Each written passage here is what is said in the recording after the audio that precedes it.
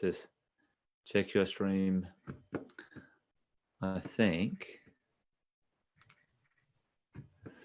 All right, webinar is now live streaming on Facebook, according to webinar, Andy. So, mate, like we're all there. How are you looking? How's it?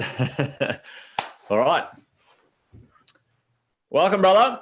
Welcome, everybody. Anybody who's joined us already, probably a few people jumping on sooner rather than later, but welcome to our Friday night wine and wisdom. For those who haven't joined us before, Jason Witten, Andy Fenton, and our respective fields of experience and interest over the last 20 years. Both of us have played around in the real estate world, myself of investing, and also Andy in the banking and finance world all over the world. And welcome to our Friday night debrief where Andy and I get to wax a bit of lyrical, talk about the week that's gone by, and make some comments, pontifications, predictions, opinions on real estate and finance, the world of in Australia and maybe even further afield. So hopefully everyone's staying safe where they are for the Friday. And so welcome along, Andy, mate. What's on the menu for you, mate? How's things going in your neck of the woods? Mate, well, I reckon there'll be light here soon, but it's been behind the clouds for most of the day. But there was something that actually brightened my day earlier in the week, and I have to share it with you, mate, because I think it's one of the most wonderful ironies that I've seen in, I reckon, in my life play out on the scale that it did. And and I can't say this because I've tried to say it to you earlier on, but it's a tongue twister. But it's TikTok teens tank Trump rally. Oh, there you go. I actually got it.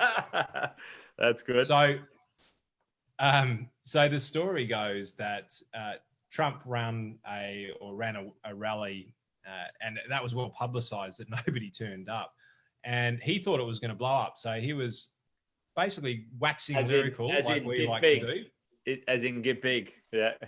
Yeah. I think it was a 19,000 person stadium, and I might just flick a band here, mate. It looks like my bandwidth is dying. Give me 30 seconds. I think your internet's struggling a little bit there, brother. Stick with us, everybody. Hopefully, everyone's internet's better than Andy's. But hey, listen.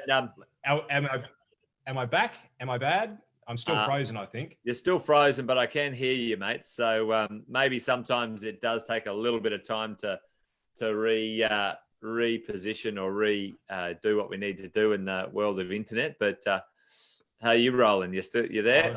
There you are. I'll reposition it. We'll just see if we reset a little bit of the technology, see whether it works better. So anyway, this is a great story for those people who love Trump. Turn off now. Right? But for those people who are maybe not such a big a fan, and then you'll like what we have to say. So here goes the story. We all know about how Trump got elected into politics, right? So there was the Cambridge Analytical scandal and all of those sorts of things that happened in the back end of the campaign. Yeah, so effectively, if you haven't watched the Netflix series, watch it. It's called Big Data. Watch that. It's freaky. All right. Yep. 100%. Right. It's crazy sort of stuff. And so there's, and I think it's freezing. Like, I'm just going to go over to this one. Yes, mate. Let's do it. Stick with that. I think that's better. So we, so it's bizarre. I've got different images in different places. Let me just bring you down here. Right. All right. Now I'm back. So Trump ended up running this campaign, and he mobilized the masses, which is a very intelligent move, which is the ultimate dichotomy. And I still hold that Trump is either an unrequited genius or slightly senile and maybe just lost it somewhere along the lines. But part of his genius was to mobilize the masses, because for those of you who don't know, that in America everyone doesn't have to vote. And so if you can mobilize people to vote, because only a minority of the population were actually voting. So this whole social mobilization strategy of his was really quite ingenious. If you can mobilize the people who don't vote, which was the lower socio-demographic, which is interesting that there's LeBron James is now going into the lower socio-economic black community and teaching them how to vote. I saw that today as well, which was really interesting. Is that right? Yeah. Like I mean, we don't get it as Australians, right? Because we have to vote. We get fined if we don't vote. Yeah. We get fined if we don't vote in Queensland during the middle of COVID crisis. So that's the big difference. So anyway, he mobilized the masses, and so he got elected, basically just purely through mobilizing the masses who didn't previously have a voice. And it was quite ingenious. He appealed to the lowest socio-demographic and appealed directly to them, and probably created propaganda. I'm not going to get into the politics of it. So anyway, fast forward 4 years to what may well be the end of his reign and campaign, and he's going in for re-election. Right? So he's going in for a re-election. So Trump goes to his team, you know what? We're in the middle of a COVID crisis. And they go, it's probably not a good idea for rallies. Trump goes, it's a great idea for rallies. You know, get lots of people out for rallies. It'll be really, really, really good. It'll be really great. All of that sort of jazz. Bad impression, Andy. So then this wonderful little, and I might get this wrong as to what her occupation is, and if she watches this, I'm sorry, chances are not, right? Waitress in Tulsa, where this first rally was, and it was being held in this new stadium that could fit 19,000 people in there. So she put this TikTok post up basically saying, did you know that you can get free tickets to the Trump rally if you use your phone to register? And she posted the link at the bottom of the TikTok page for them to all click on. She said, so basically what that means is you can go in and you can see the new beautiful stadium and then walk out, and that's one more seat that Trump won't have occupied during the time of his rally. So it blew up.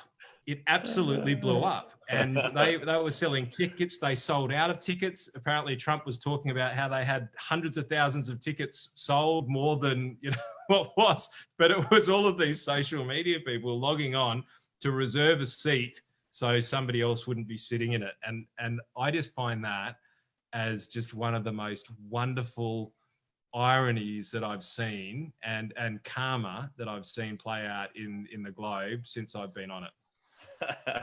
Bit of backfire on him. Well, I'm not a fan of the guy. I think he's a lunatic, but you know, it's an interesting gig, huh? They say you shouldn't talk about politics, religion, sex, or money, and I think we should talk about all four. To be honest, Andy, yeah. they seem to have the most impact in our lives, you know, as we go along. But I've got a few people saying hello. So Damien, Allison, cheers to you guys who are watching in. Thanks for dialing in. Shay and Emily. Emily is dialing in from down in Victoria. Hope you're all well, Emily. So, hey, mate, maybe today you and I were talking about, you know, what's going on in the stock market. I want to just quickly share something just quickly. And, you know, you've chatted about this one before, you know, the great devaluing of government bonds, and it'd be awesome to overlay interest rates on that one too, you know, you know, I might have that one, Jace. Have you got, is that the one I got from you, Andy? But you know, at the end of the day, something that's really interesting. I was chatting with a fellow today, who's in property developing, and you know, he's selling his property, and he's like, well, you know, I don't know what I need to do with the money after I sell this property, because you know, I'm not going to keep it in the bank. The silliest place on the planet right now is to keep my money in a bank. Like it's literally, you know, 1% interest rate. If I'm lucky, then I'm taxed on it. Inflation's 2%. My cash is going backwards. Cash is trash. Government bond yields are trash. Like, you know, you're in your world of, you know, financial planning and helping people with their assets.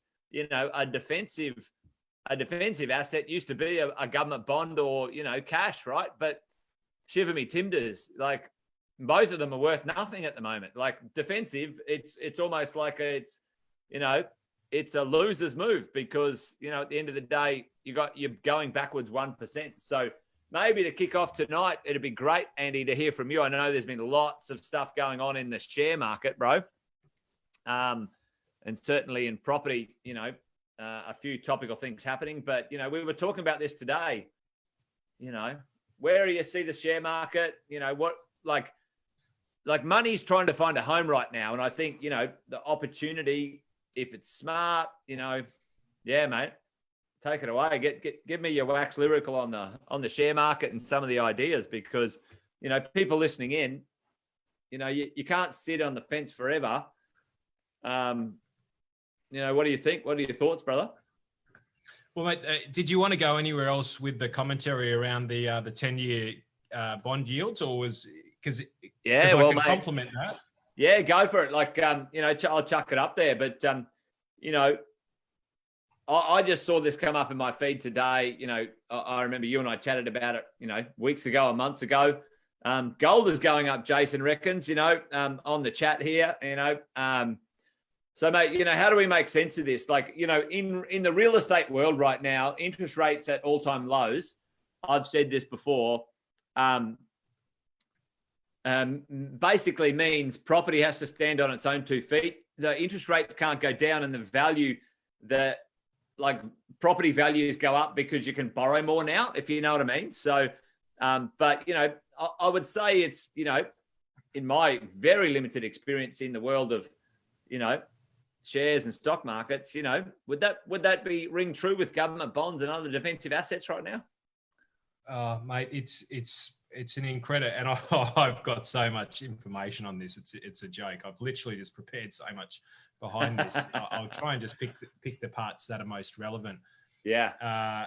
But if we overlay that government bond sheet, let me just get my slideshow to a position where I can control it appropriately, and I'll just go.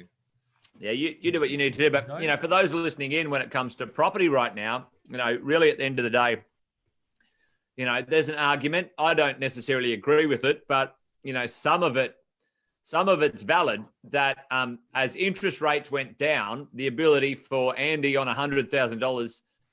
Now, when interest rates were 10%, Andy could buy a house for $300,000. When interest rates were 7%, Andy could buy a house for $350,000. When interest rates were 5%, Andy could buy a house for $400,000, and so on. So literally, Andy's wage has not gone anywhere. So wage growth has been flat for 7 years or something, 6 years in Australia. Interest rates have gone down. So technically, capital growth of the property has only gone up because people can afford to borrow more because the interest rates went down, right? So it was kind of like a fake property growth. Now, I agree with that with rubbish properties. Shit properties only went up because people could borrow more. Good properties beat that market every time. And right now in the property world, gang, for the first time ever, you will see a huge divide in the quality of the property's value, like value growth into the future when interest rates are low. It will stand on its own 2 feet, and it has to be a good property, not just, interest rates have gone down and I can afford to pay more, right? So you won't pay more for a shit property anymore because money is almost free, right? When it comes to borrowing and leverage. So, what was his name? Frydenberg came out, or not Frydenberg, Reserve Bank bloke said, listen, interest rates aren't going up for 3 to 5 years, like end of story, and if not longer. So, I mean, you and I have been saying that for bloody long time. There's no mechanism right now for those guys to put it up, right? So, just not possible for them to put them up because they'd be choking their own future if they did. Yeah. So it's, and look, here's a little bit of the reason why. So you asked, and I'll just show you the overlay of that graph, because what happens when you have 10-year bond yields go down over basically the whole of my entire life? Well, almost the whole entire of my life. How old are you, mate? You and me are pretty young. Yeah. Right? It's brightly. I think I think we did the math on this, and I think that you had seen a time of rising interest rates, but I had not. I think that's my story. I'm going to stick with it. Does that mean you're saying that you're older than me? Yeah, right. I'm older than you. That's true. So, mate, can you see this graph? Does that look familiar? Yeah, that's a good one. I like that one. Yeah. So this one here is the extension of that graph that you built up before. So that's the 10-year bond, and I think if I just go back here, right? So that's the 10-year Treasury rate. 50, so the last 54 years, right? So just after you were born, long time before I was born. And so I was born around about here, 79, right? So it's been declining. The worlds of bonds have been declining ever since I came. So, but what you said is true, right? Because the cost of money becoming cheaper means that, and as a business owner as well, right? And that's effectively what a stock market is. A stock market is just a bunch of business owners in that you can buy into in an open market forum. And that's a really good analogy. But if we have a look, so as money becomes cheaper to borrow, then if we just assume that a net profit for a business average good is 20%. Yep. Right. If you borrow money at 17, sorry, mate. Oh, so that's what they're aiming for. Yep. So if you can borrow money back in the day, right, up here at 14%, you still go happy days, right? I borrowed money at 14%, and I've made 20% on it, so I'm 6% up. Brilliant. Yep. I'll borrow more. Then it comes down to 6%, and you're still making 20% profit margins, and you're going, well, hang on, I borrowed $1 million or $100,000 at 14%. And I made 6% on. I made 60 grand. You're telling me that all of a sudden now I can do that. I can make, if I borrow the same amount of money, I can make double the amount of profit. And so what ends up happening, same as property, the share market, as the race to the bottom, and this is the thing that nobody's talked about. Like nobody's talked about this, and because people don't understand bonds and interest rates, they just don't. But it's pivotal to how shares and the economy actually operate. So when you overlay this, if you just have a look at this, 24, right? And then we look at the market. So this was the S&P 500. So this is the American stock market. Look at that trajectory. Looks pretty similar. So one day I decided to overlay the two of them based on the dates. Have a look at this. Drops significantly, sharply, bang, sharply. The correlation, look at this, poof. Like it is undeniable that these things are fundamentally linked. If anything, and here's the thing, right? When interest rates drop from 10% to 5%, right? Or when an investment drops by 5%, right? You got $100. You're in a stock, it drops by $50. It's dropped 50%. The journey back up to $100 isn't a 50% rally, right? No, it's a 100% rally. So you've got to make 100% to get back to where you were from losing 50%. So if we take that reverse compounding type of logic, then what it should mean is that when you have a drop in interest rates, you should have a disproportionate rise in productivity, in stock market prices. And you can see how this actually happened. Have a look at these small little drops here, and it just went bang. Now, of course, there's other market forces at play. Yes. But it's undeniable, that trend. I mean, have a look at this. Like it's exacerbated because of the opportunity. So the question that we need to ask ourselves now is that now basically where we're at zero, how does all this start to play out? Like what does this mean for us as investors? So that's an old slide from a very, very different presentation. But you know, we were talking about that idea today, right? So, you know, and you and I sort of have this kind of like this crossing over on the edges of our world, right? So right now, you know, right now I've got property investors in my neck of the woods who are like, all right, well, I've bought 4, 5, 6 properties, because of whatever reason, either I've done my buying or the banks they won't let me buy another property. I can't get leverage into the future. But you know what I'm sitting on, Andy? I'm sitting on 50, 80, 100, $200,000 of accessible equity in my wealth. And do you know what? That's going to cost me if I release it? That's going to cost me 3%. Andy, like, what can I do with that? Like, let's say in the stock market, let's say I couldn't release that as a property investor and go and get myself a 5 or 6 or a 7% rental yield because I don't have the ability to leverage in the future.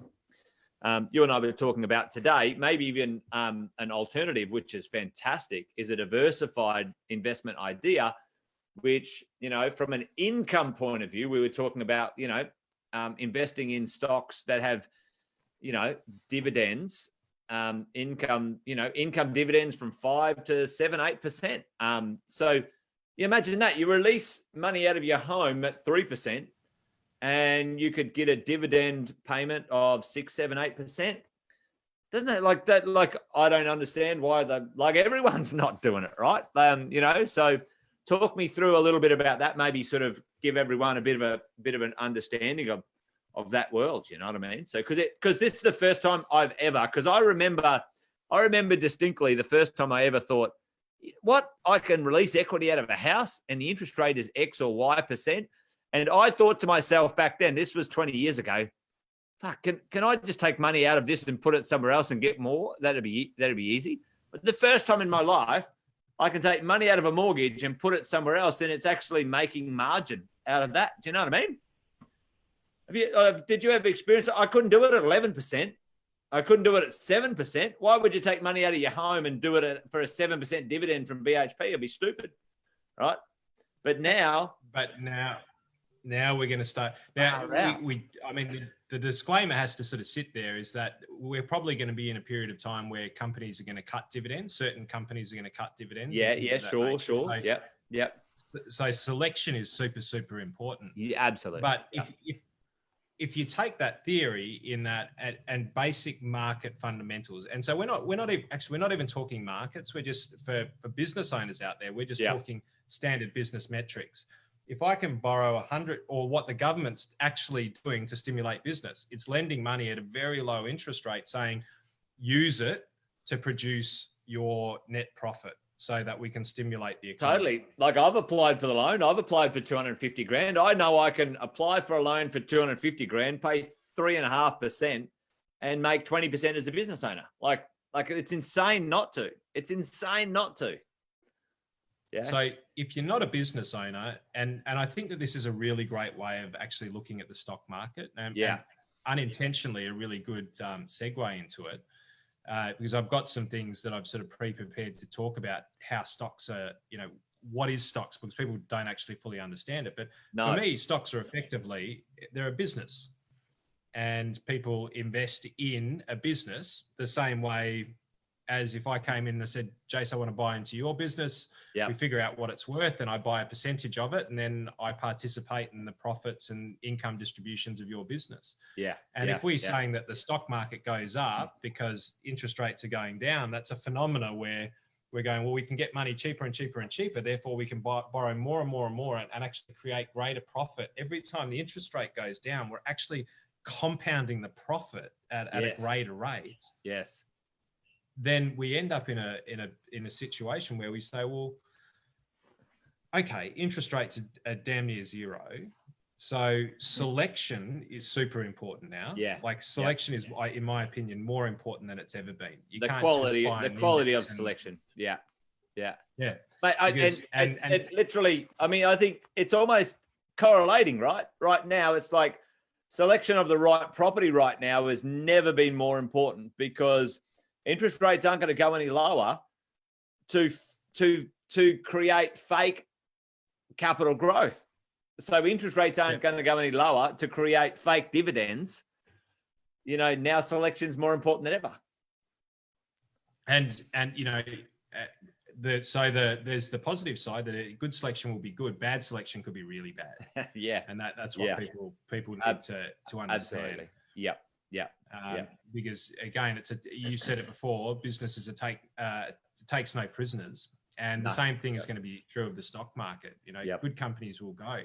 So the couple of things that I talk us through that, mate, because you and I were chatting about it. We've chatted about it heaps of times. Like in my world, most people have zero idea. Andy's disappeared, but I'll keep talking.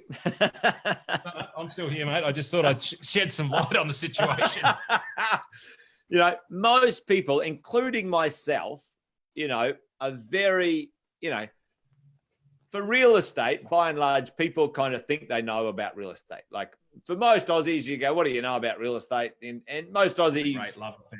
Yeah, it's a love affair, and it's it maybe rightly or wrongly, it's a love affair, and it's mad and whatever, and we kind of think we know. Like as a property investment coach, what I do know is you don't know what you're fucking talking about. And I had no idea what I was talking about for the first 5 years of my bloody property investment career either. And I say that with love and respect, but seriously, but from a share market point of view, it's even more foreign to the average Aussie. And average is not the right word, but the regular Aussie who's like, yeah, okay, well, what do you mean about stocks? Don't I just buy them and sell them and kind of it's a bit weird and whatever? Mate, give us a bit of education in that space because, I love this stuff. I love learning new stuff, and dividends, which is basically your rental yield. You can get 5, 6, 7, 8% out of a good chosen stock that's reasonably secure. Nothing's ever, perfect or whatever, but mate, with all the disclaimers in the world, you do your financial planner thing. Educate us. This is for education. There's no advice in this conversation at all. Totally, but I think probably the best place to start is to talk about like how it is that we actually value a company. Yes. And just do some really, really headline stuff. I'm going to break out the old PowerPoint again because get into it. PowerPoint. I love it. How do we value the old company? And people would have heard of market cap. And market cap is basically the size of the company. It's the value of the company. And quite simply, it's a multiple of the number of shares that are on issue and the stock price. That's what a company is worth. Right? That's all that it is. That's as complex as it is. So if we actually take two examples here, and I've very intentionally brought these two examples to the table today because they're companies that I've been watching very closely now for the last 6 months. Yeah, right. Yeah, and if we have a look here, and hopefully everyone can see it, but there's 1.4 billion, 1.4 billion shares on issue, right? So if we times that, by $3.85, that's effectively that defines what the value of that company is, right? For good or for bad or for whatever. Same thing. Is that what's called is that a cap rate or is that it's capitalization? That's your market cap.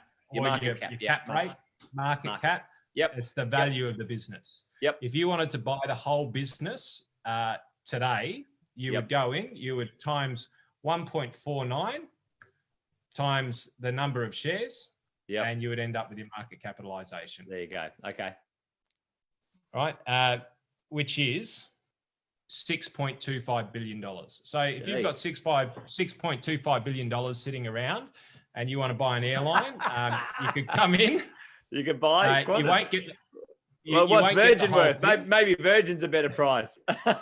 I couldn't get the details of Virgin. That's sealed data at the moment.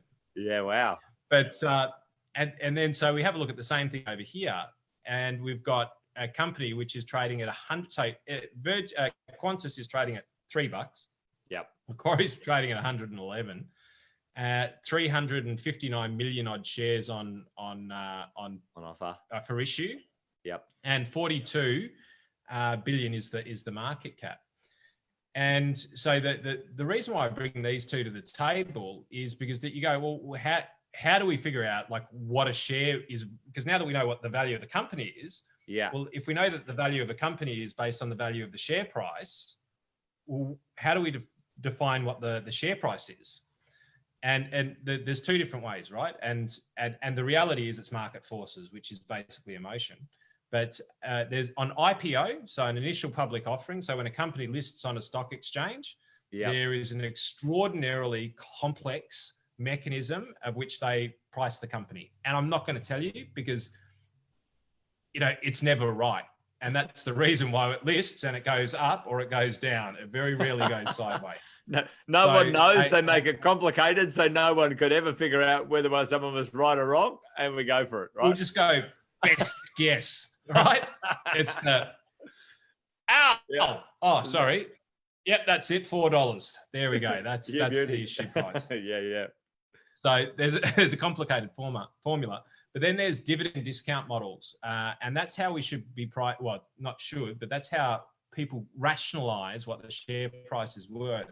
Yeah. And you probably heard me talk about this before, is discounted dividends is just a really fancy term for another fancy term, which is over the horizon radar model, right? So, and I use this as an example. So this is a military thing. So military, try and see, because we're on a curved earth, right? Yes. We're on a curved earth. And no, isn't it flat? I heard it's flat, Andy. Like, mate, well,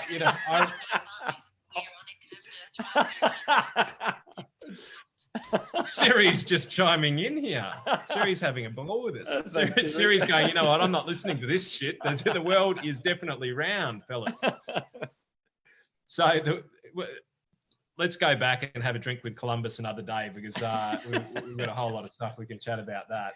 I did a presentation on the spice trade just the other day, which anyway. So the world is curved. So if you want to see from point A to point B, but there's a horizon there, right? Light does bend, but your visual light will not bend. So what they do is they ping a radar up to a satellite, and then that pings down, and then it sends messages back to show you what's over the horizon. Yeah. And so the same thing is true as an analogy of what the stock market is, because effectively, if you're marching along with a whole lot of troops, you kind of want to know what's over the other side of the horizon, so you're not going to walk straight into a trap. Right? Yeah. And then all of a sudden you lose your whole brigade of people. You want to see what's there. So we want to be able to try and anticipate. We don't always know, right? And in warfare, you don't know. In business, you don't know. And in financial markets, you don't know. But you use mechanisms to try and get the best guess possible that you can try and get over it. And so this thing I grabbed from Investopedia, just to make sure that we don't get done for copyright. So this is the best example I found, and it is from Investopedia. It's actually a really good section in there. But the value of a company is the perception on what the forward earnings or the forward growth are. And simply cutting out the jargon, it's like, how much do you think that my business is going to earn as far as income's concerned over the next 5 years, 3 years, 4 years, so on and so forth? Or how much do you think my company is going to grow in capital value? And I'll give you an example of the two different types, right? You've got Telstra, which is a classic income play, because they've already expanded. Right? They are Australian. Like them or hate them, you can never get onto them anyway, right? Yeah. In my world, they're a mining town. They're a mining town. And I'm pretty sure they don't employ anybody in Australia anymore, apart from the contractors who work on the service. Absolutely. Mate, got a shout out from a couple of people here. Jason O'Neill wants a question. Well, Jace, we'll answer that a bit later. And David Lees, thanks for the shout out, mate. So sorry, Andy, I'm doing little ads as we go through. No, go for it. Well, it's good to know that people are watching and we're not just talking to ourselves, although that's how this started. Anyway. Well, mate, I'd talk to you anyway, but it's awesome that we could add some value. I love that. That's part of my purpose, you know. So, and I know that's why you and I get on so well. We care a lot about what we do, and we want to make sure people, you know, understand their future financially and stuff like that. But mate, I interrupted your flow there because there was something good coming. So look, I'll go back to the table because I'll finish the analogy. So Telstra have already got infrastructure that has spanned Australia, right? Yeah. It would be hard for them to get more grasp, or it probably is not a great spend of money for them to try and grow their market share. Like, and if I was the CEO of the business, I probably wouldn't be looking to grow market share by distribution. I'd be looking to do it via innovation. And anyway, they're not great at it. It's harder to innovate the bigger that you are as well. Well, I think that's interesting. I can't remember the book I was reading, but it was that innovating in a large company is actually, it's kind of like red blood cells in your body. When you bring something foreign in, the body will kill it, right? Like, it kills it. So, you bring a good idea into a big company. It happens. It's actually, I'll track it down, because for those who's listening in, the term called skunk works was, it literally, basically, it basically was, founders of companies going, listen, if you put that idea in here right now, like, everyone will kill it. So here's some money, and go over there, and nobody knows what you're doing. And you spend a couple of years, white blood cells. My wife corrected me. Red blood cells, white blood cells. Thank you, honey. My darling wife, who has degrees in all of these sorts of things, molecular biology, is correcting me. Thank you, darling. But yeah, you have to take it out. PhD in correcting you. The love of my life. Actually, darling, 26 years married, 26, 27 years married. On Sunday. Yeah, thank you, mate. Thank you. That's amazing. That's amazing. She is very tolerant. Yeah, she is very tolerant. She is the best human on this planet that I know. Anyway, sorry, mate. I'm fucking keep distracting you on your point, and you're making some good points. Oh, skunk works. But no, I love it. But what are we talking about? Yeah, future. So Telstra, future earnings. Yeah. So they're what we call an income play, because their distribution is huge. Like it or love it, like it or hate it, their distribution's huge. You almost have to play with them. So they're not going to grow in growth too much unless they design different products and get growth in those areas. And as you said, that's a good idea, and that'll get killed by the white blood cells. So you earn a good income from it because they've got such large distribution. So they're a good income business. They earn great income. You're not doing it for capital growth. They're always going to pay their dividend. Yeah.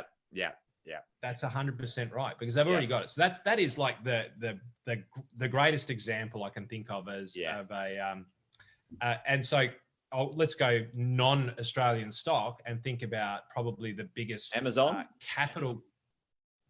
No, I was actually thinking tech, because tech is about growth of distribution and potential of turning that growth of distribution into income in the future, which I think is a really interesting term. So companies like Facebook, they reach these multi-billion-dollar market caps. Yes. They got no assets.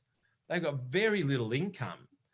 Or Tesla's a classic example. Did you know that Tesla's market cap just exceeded Daimler, and Daimler is Mercedes-Benz?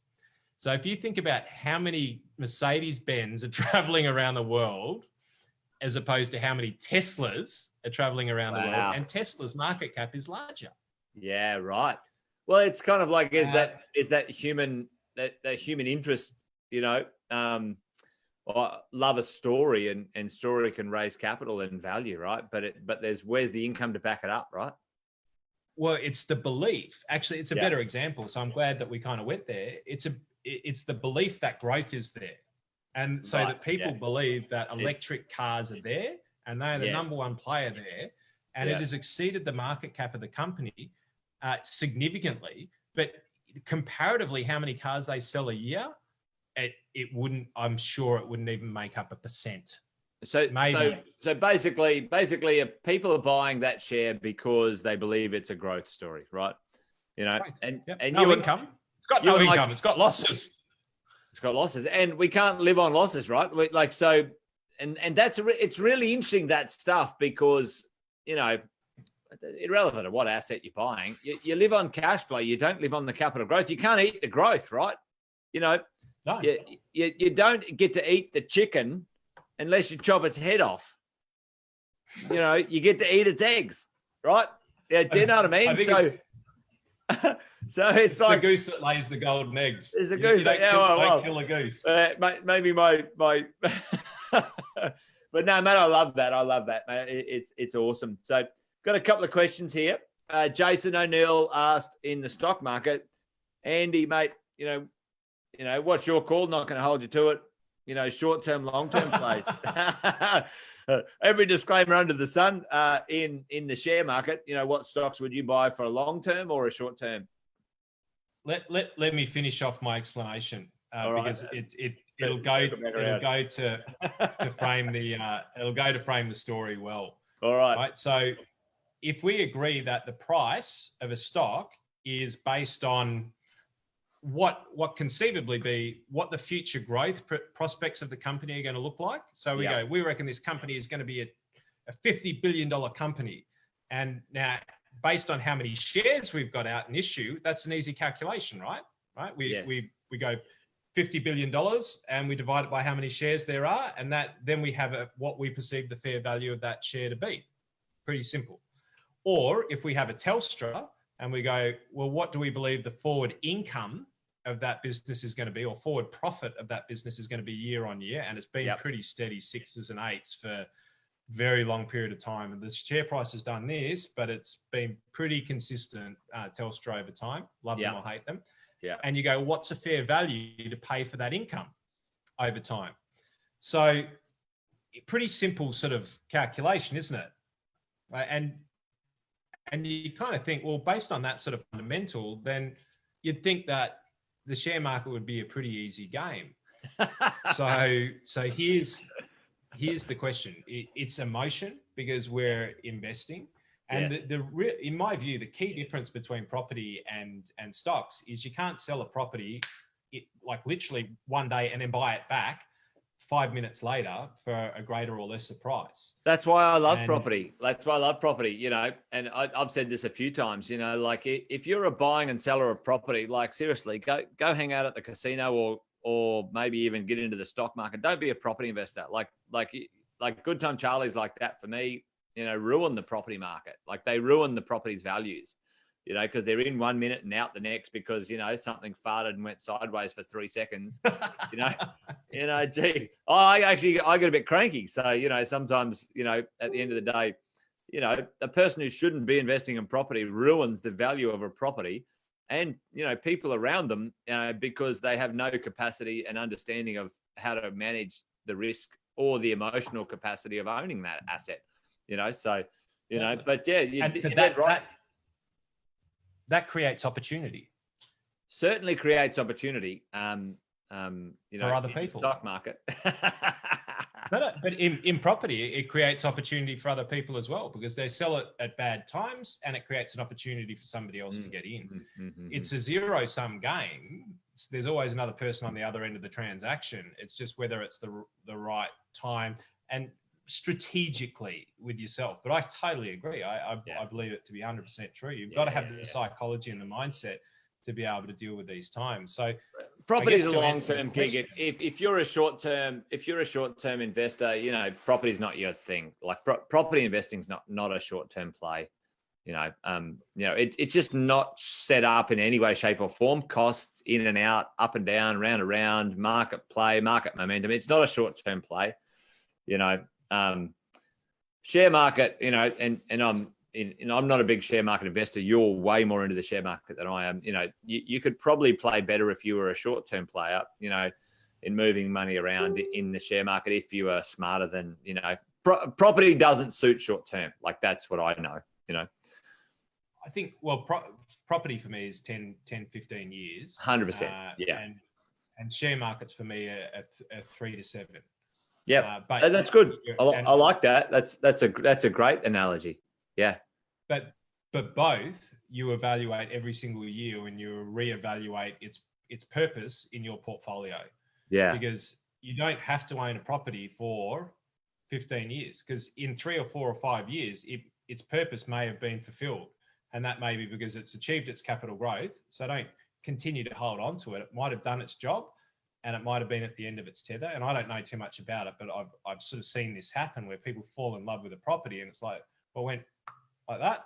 Yeah. It's like, well, that's as much. And people in the know sort of know that's probably it's hit its what's known as capitalization for the area. So once it hits its capitalization for the area, it's an income play.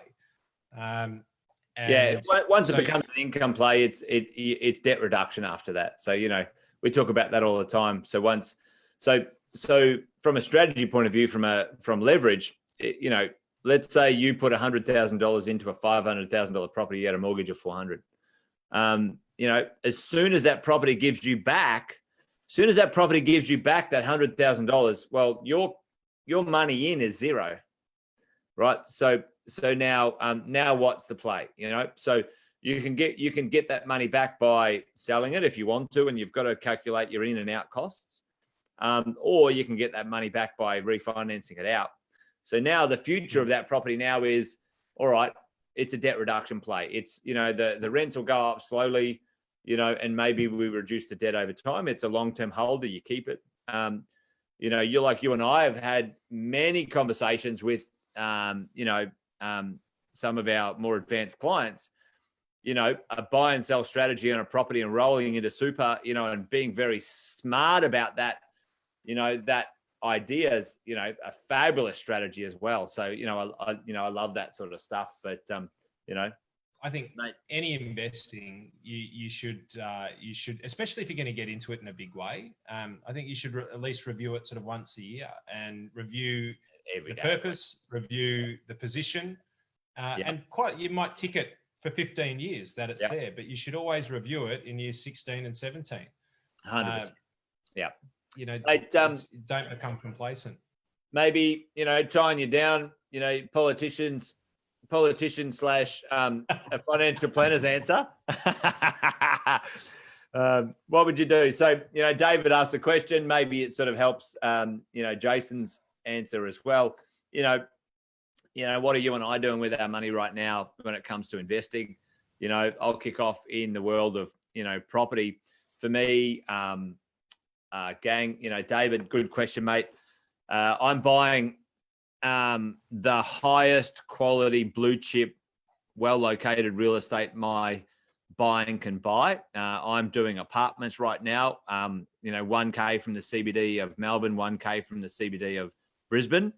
I call that a proximity for profit play. I think apartments have a huge income future in Australia's in the next 20 years compared to houses, 30, 40K from a CBD. I think houses will have, excuse the French, rubbish shit yields compared to apartment close to a city.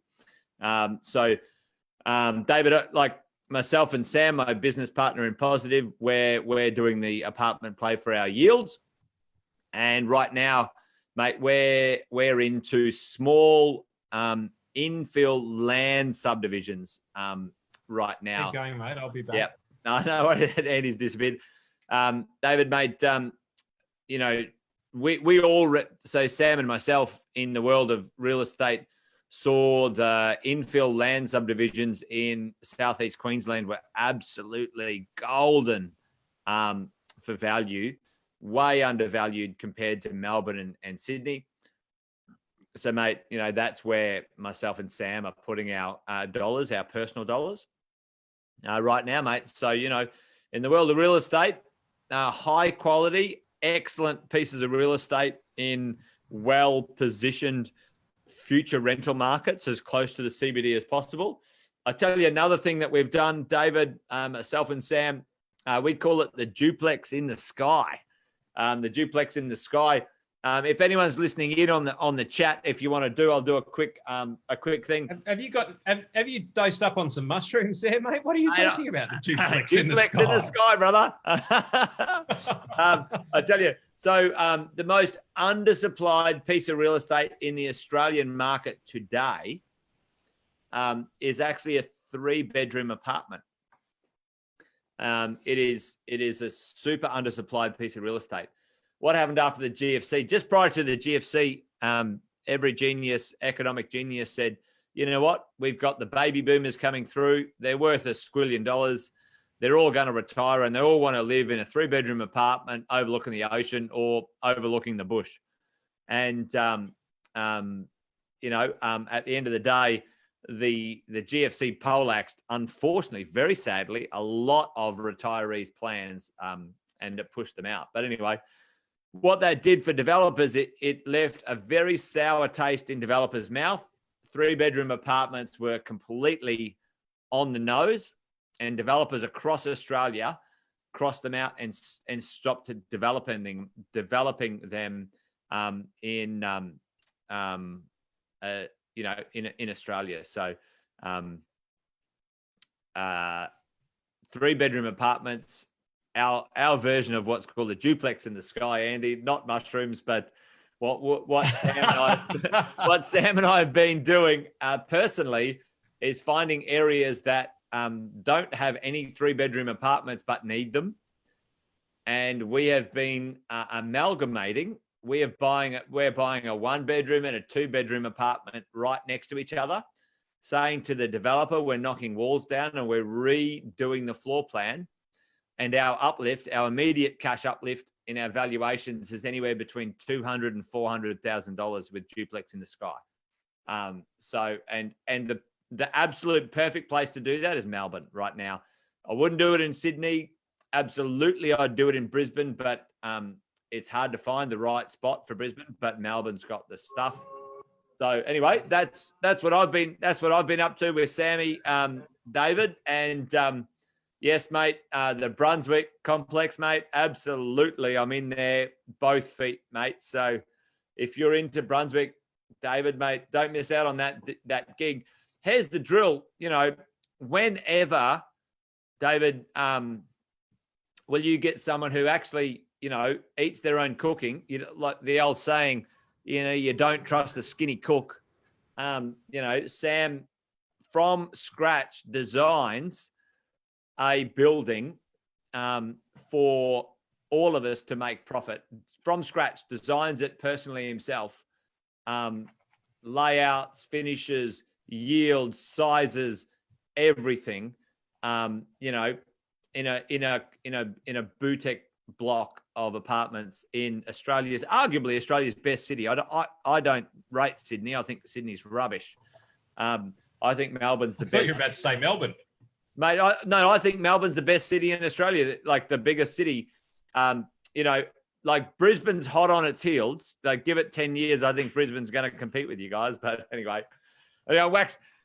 Anyway, so hopefully that answered your question, David, mate. That's what myself and Sam are up to in the world of real estate. And mate, listen, guys, like don't underestimate the flight to quality. The conversation Sam's been having for over 5 years now. Like Sags is like, ahead of his time. He is that over the horizon radar guy in real estate. That's for sure. Flight to quality has been fantastic. But what about you, Andy, mate? If you had sort of $10 and you're not being held accountable for any advice, this is not financial advice for anyone personally. Right now, opportunity in the stock market. What are you doing? Mate, I'm tempted to go down the yellow submarine route. And I think that's where I'm going to go. I'll frame up, and it is very much disclaimer, guys. Do not take any of what I have to say to go out and buy. But look, I look at the market at the moment, and you look at the economic, you look at those forward earnings potentials of some companies. You go, they're off the charts, right? You look at certain sectors as well. So commercial, industrial, logistical. Potential to expand with Amazon type thing, consumer behavior online, Afterpay we saw explode. All of these things that leverage off it have been incredible opportunities, and then it's decimated other areas. So if we're looking at forward earnings and we're looking at forward growth, we also have to understand what time we're in, right? We're in COVID time, like it or lump it. But it will have its great winners like Ansell, rubber gloves and condoms, as we've said before. They will be used more now than ever. So companies like that are a big favourite of mine.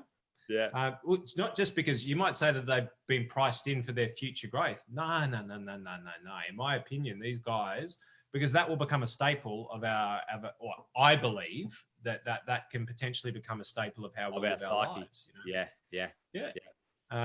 Now it depends on what you believe, and what you believe and what I believe could be different things, right? But so it's about looking at forward earnings, and the reason why I brought Macquarie and Qantas to the table is because the potential for Macquarie's forward earnings is potentially off the charts with all of the mergers and acquisitions. Yeah. And the reason why I dovetailed that with Qantas is because Qantas has now been strategically positioned so that nobody can compete with it. So there could be an acquisition, but there won't be merger, right? Like that, they'll literally, as long as they can survive.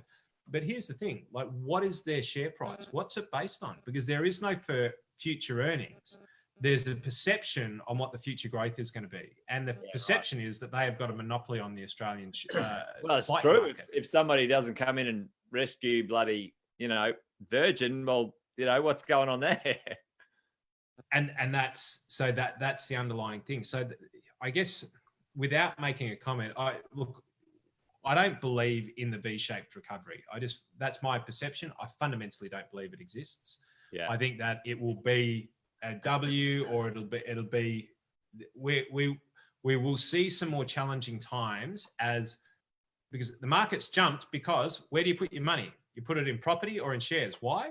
Because that's the only fucking thing that's going to give you anything back other than a guaranteed loss of value based on current inflation figures. Yeah. Guaranteed loss. Yeah.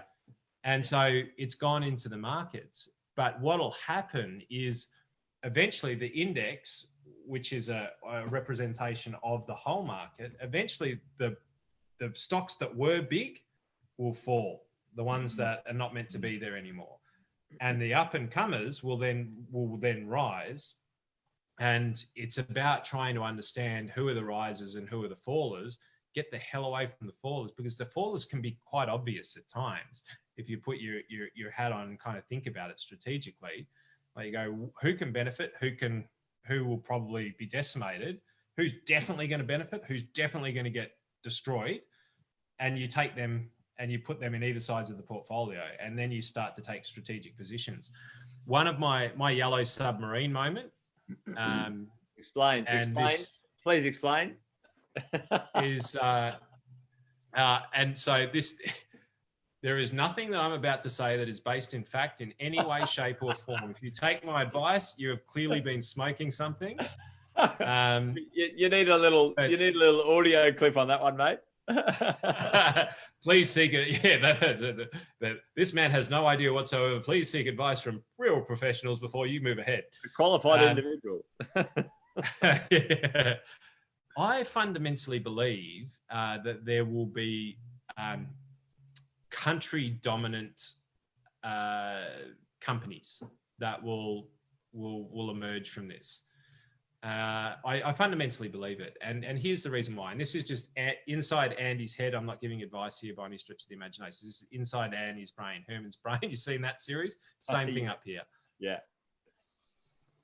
Governments' balance sheets are getting to the worst that we have ever seen them ever in history ever.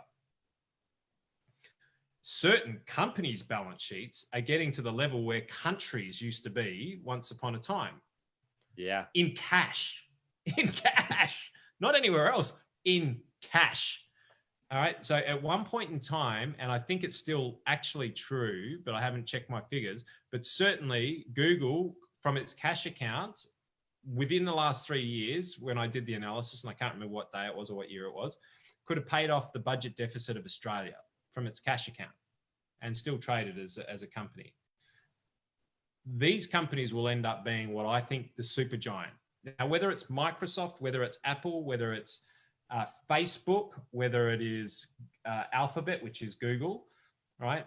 Or a number of the others that play in that space, I believe that a super giant will emerge at some point in time. And so having some money so what I call it is have the 5% in the future of the world. Yes. Because I honestly, and for more aggressive, have more aggressive stance on it. Stuff. Yeah. Have some of your foundation and that sort of stuff. Yeah. 100%.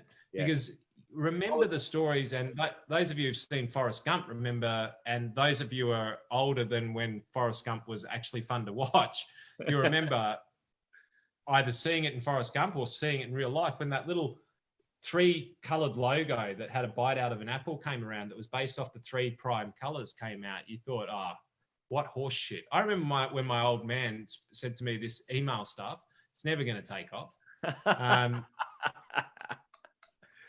And I think that we will look back in history and not actually quite understand the potential growth that some of these big players will have.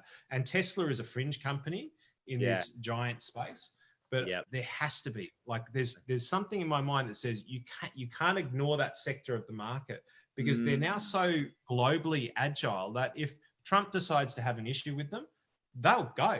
They've already got off. I mean, Google is already ready to go to Ireland. Scotland and Ireland, like that. It's Ireland. It's Ireland. Yeah.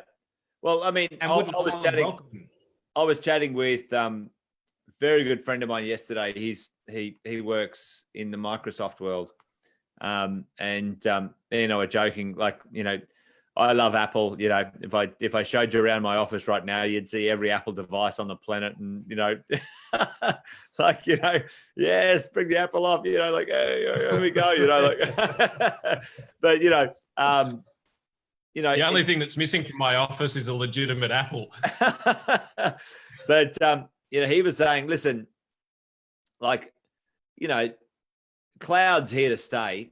And he said, listen, Microsoft has gone heavy into cloud. And he said, listen, like, I know Microsoft is in the top 3 in the world, the next best, even closest person, because he's in selling these solutions to the world. Like, he's in world cloud storage solutions. Microsoft number 1, Amazon hot on its heels. He said no one else is even close, not even close in enterprise versions of the world. And he said, I get share options in Microsoft, and every time I get a bonus, I go buy Amazon because they're the competitor. And he said he's tripled his money. He's tripled his value in the last 12 months with his strategy. So he knows it's kind of an insider trader idea, But so here's the thing, Jace, and this is the reason why I think you picked the I call it the new global government. Yeah. And that's contentious to say in a public environment. So I'm under the influence of wine. And so please don't take that like it's a bit of a joke. But in my head, it's true, right? And what we know about the governments of the world in the corporate world is that as soon as somebody is David and Goliath doesn't exist anymore in the business world, because capitalized companies just go, David, don't fire the slingshot. Here's $1 billion. I'll take it. Yeah. I'll take your idea. I'll take the beanstalk. I'll take everything. And that will happen so there is government intervention at the moment that happens, but did the government come in and do a conduct review when Facebook bought out Instagram? Instagram, yeah. Or WhatsApp? No. There's no ACCC governing that kind of trade. And we're sitting here as an island of 2% of the total gross domestic product of the world. Yeah. We have no say in it whatsoever. Like, we're, like as Seinfeld would say, we're the innocent bystander, right? And we either get put into Chinese jail or US jail, just depending on whichever perspective we take at the point in time by doing that. Yeah. But you have to look at it and you have to go, if you're investing in the future governance of the world from a tech perspective or whatever, if you're paying $1,000 today, it's got to be worth 20 in the future or 30 in the future. Like, it's just more expensive than what Apple appeared to be. But what we realized today is that when we had Tony on last week, Tony bought his first house, which was in basically downtown Melbourne, which was a house, and he paid, what was it, 30 grand for it or something like that. That would be worth $3 or $4 million now. Yeah. So the numbers might be bigger. So just remember that the relativity of the story is when people say I could have bought Apple stock at 50 cents. Remember that you could have bought a $5 million mansion at that same point in time for $30,000. Yeah. And I guess that's my real tip, especially for young younger investors who can afford to ride that, what will be a really volatile journey, I reckon. And so if you're sub 40, I'd be looking at who's going to rule the world and building a fund based on who are those potential opportunities. Because the chances are Amazon might build up a better budget. And here's the thing about business, and you know this, Jace. Yeah. Microsoft may be the front runner, may be absolutely the front runner, but then they make a fucking mistake. They take their eyes off the ball. They deploy their resources. There's an event in time that doesn't favor them, and they've just deployed in the wrong direction. And then what does Amazon do? Bang, takes them out, and then just dominates the industry. Yeah. And here's another conspiracy theory behind it. It's like, why would the government allow that to happen? Because the whole world is so reliant on the infrastructure of those companies that these companies can't be allowed to fail. No. There's a great book, Too Big to Fail. And if you take the exact opposite view and relate it to technology, you've got to flip your noodle around and go, actually take the book solves for X, and you've got to go, well, I'm going to go for the opposite of X, and I'm going to take a tech stance. But if you do that, like it's really, really interesting. I love that. I love that. Which of those companies are too big to fail? Because it was really the banks of the world that were too big to fail, right? They really underpinned the economies of every country in the world. Like if the bank failed, that country would almost fucking collapse, right? So, you know, the GFC showed us, if you've ever watched any of those shows on Netflix or whatever, you know, curl your bloody toes. But, you know, basically the bank said, yeah, we stuffed up, but you know what? You've got to bail us out because we know if you don't, you know, you're fucked. We're not. Yeah. Crazy. Brother, it's been an awesome conversation tonight. Just before we go, just imagine, right? If Google went down, everybody below the age of 18 wouldn't be able to figure out how to navigate a single day in their life. It's true though. Imagine Google choked. Imagine Google choked, Windows or Microsoft choked, and I don't know, Google, Windows, Apple, and Amazon. Like, far out. What's going on there? Any one of them going down for a week, for 7 days. Mate. Actually, I shouldn't say it would have more effect than COVID, but it probably almost would. Well, if you took Google out. It's so true. I had a chat with my marketing team the other day, and I said, guys, don't worry about bloody COVID. You know what's the biggest risk to my business? Facebook saying we don't like what you guys do and banning us off Facebook. Like that. Like COVID's nothing in comparison to Facebook controlling us. Like my business right now, I rent my bloody business from Facebook, which is ludicrous position to be in, you know? So you're dead right, brother. Yeah, dude. I totally agree. So can we end with a little bit of a funny anecdote? Do it. All right. So you might, for everyone who's been watching, we have spent a lot of time, and literally Jason and I, for those of you who are watching the first time, Jason and I set up this, whatever you call it. It's not a podcast. It's just, this is Jason and my review at the end of a week. And we set it up for you because legislation was changing, and Jason and I were chatting 3 or 4 times a week. And we set it up because we thought we want to give you the information. But what a lot of you don't know is on that journey, I mean, you've seen all of our fuck ups, by the way, but on that journey, we have gone through an explosive discovery of this sort of stuff here, technology, software, like all of this sort of stuff that we're doing. We have spent hours on the weekends and at night times, and you know, figuring out, mostly because that allows us to serve you guys better. So here's the thing. I was watching The Project the other night, and Kurt Cobain's guitar went on auction and reached $9 million. Can you believe it? $9 million. Kidding. Do you know who bought that fucking thing? See this microphone? Which is a Rode microphone. Rode microphone. It's an Aussie guy. It's an Aussie business.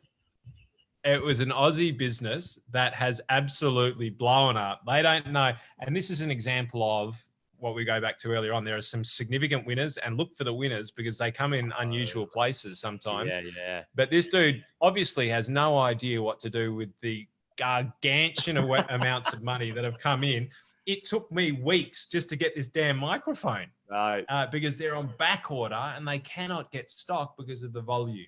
And it's the best stuff. And the road story is an amazing story. It's an amazing business story. Like maybe we do a shout out to the road guy. Hey, listen, come on our podcast and tell us what you're up to. Hopefully I didn't take the piss out of him, but he doesn't even play the guitar. He doesn't even play the guitar. He bought a $9 million guitar, but he's going to give it back to music. And I think that's incredible. Well, if everyone doesn't know, Andy's a musician at heart. Maybe got augmented into the world of banking, and he's coming back to his creative roots. There's some truth in that. I do love that. I do love the audio side. The video side, I'm not. I was built for people to listen to, mate, not watch. I love it, mate. You were built for people to watch, mate. As always, mate. Awesome to hang out with you on Friday and debrief and just dust the week off, brother. So. Hopefully everyone enjoyed tonight. We had a bunch of questions. So thanks guys for interacting. It's so good to get a bit of engagement with you guys as we go along as well.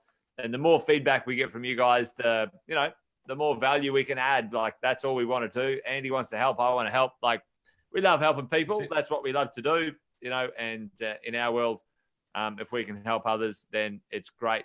20 years in our both worlds of experience. We've got to that point in life. I'm a little bit older than Andy, but not by too much. All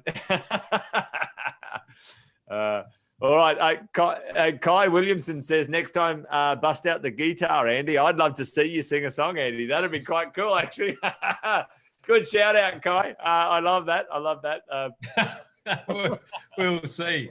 I'm just going to Facebook stalk Kai, and he will be no more. But have we answered the questions? Did we actually go through and? No, we did pretty well, and a few shout outs. Thanks, Jace. Jace O'Neill said, enjoying these podcasts, better than the weekday ones. So thanks, mate, or broadcast. Appreciate that, buddy. And Brian, I know Brian's dialing in from all the way from Singapore. Brian, thanks, mate. Thanks for dialing in, and